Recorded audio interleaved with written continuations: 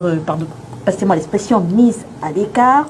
On a entendu Bernard Tchoutok qui, pour rigoler, a laissé entendre que Samuel Eto'o, l'actuel président de la FECAFO, vous aurait marabouté. Qu'est-ce qui s'est passé exactement au début? Ça a commencé fort. Hein. Non, Bernard, bon, moi-même, ça m'amuse.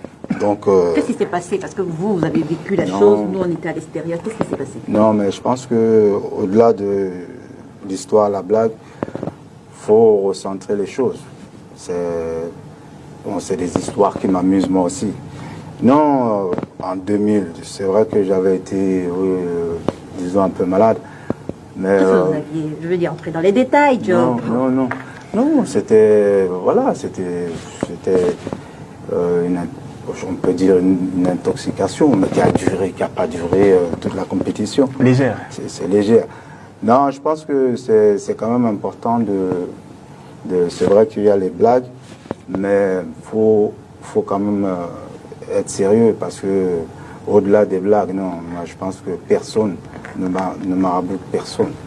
C'est-à-dire que si c'est le terrain qui parle, c'est ça la réalité des choses. Et dans la réalité, voilà, les choses se sont passées d'une certaine façon. Et voilà, fin de l'histoire, il n'y a pas d'autre problème que ça. Une intoxication alimentaire qui n'a pas duré longtemps. Vous avez dit juste le temps. Enfin, comme si... C'est suspect. Non, du tout.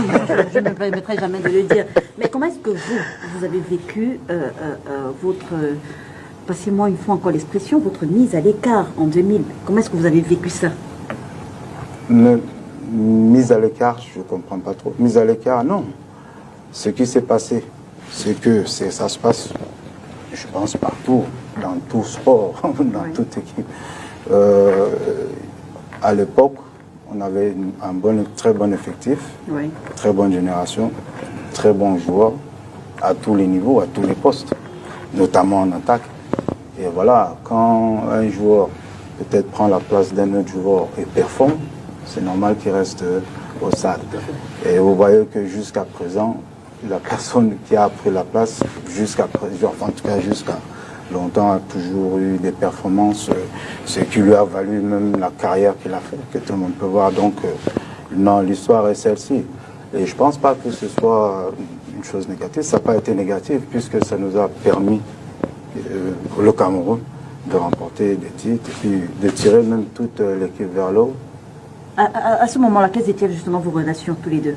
Avec Samuel? Bien sûr, à ce moment-là. Non, une relation normale de coéquipier, c'est même un frère. C'est vrai que le fait d'être concurrent ne veut pas dire qu'on soit ennemi. Oui. On n'a jamais été ennemi. On joue le même poste.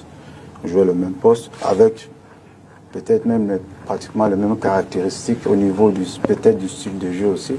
Donc c'est ça qui fait le rapprochement. Mais non, il n'y a jamais eu aucun problème, que ce soit jusqu'à présent. Même. Alors tout à l'heure, mon réalisateur encore, il vous taquinait. J'espère que les autres, j'imagine que on va faire différent quand même cette fois-ci, puisque c'est pas tous les jours qu'on a Joseph Désiré. Peut-être que vous également, vous aurez l'occasion de poser une ou deux questions à Joseph Désiré. On va faire différent un tout petit peu. Voilà.